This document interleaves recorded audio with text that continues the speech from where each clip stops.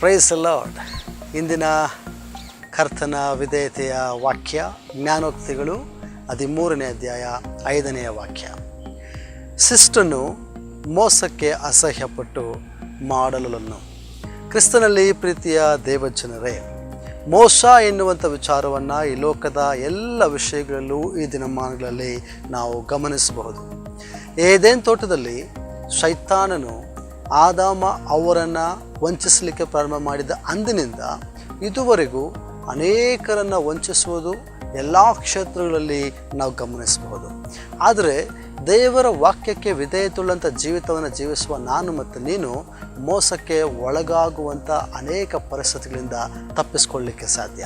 ಏಕೆಂದರೆ ಕರ್ತನ ವಾಕ್ಯವು ಸೈತಾನನ ಕುತಂತ್ರಗಳನ್ನು ನಮಗೆ ತಿಳಿಸಿಕೊಡುವಂಥದ್ದಾಗಿದೆ.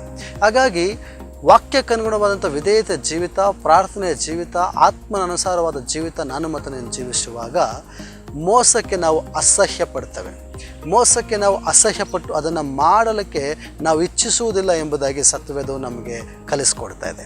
ಹಾಗಾಗಿ ಇವತ್ತಿನ ದಿನದಲ್ಲಿ ನಾನು ಮತ್ತು ನೀನು ಆಲೋಚನೆ ಮಾಡಬೇಕಾದ ವಿಚಾರ, ನಾನು ಮೋಸವನ್ನು ಇಷ್ಟಪಡ್ತಾ ಇದ್ದೇನೋ ಅಥವಾ ಅಸಹ್ಯ ಪಡ್ತಾ ಇದ್ದೇನೋ. ಒಂದು ವೇಳೆ ನಾನು ಇಷ್ಟಪಡ್ತಾ ಇದ್ದೇನೆ ಅನ್ನೋದಾದರೆ ನಾನು ವಾಕ್ಯಕ್ಕನುಗುಣವಾದ ಜೀವಿತವನ್ನು ಜೀವಿಸ್ತಾ ಇಲ್ಲ.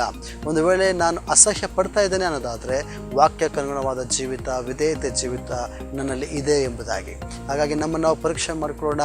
ಕರ್ತನ ವಾಕ್ಯದ ಮೂಲಕವಾಗಿ ಆಶೀರ್ವಾದ ಮಾಡಲಿ. ಆಮೆನ್.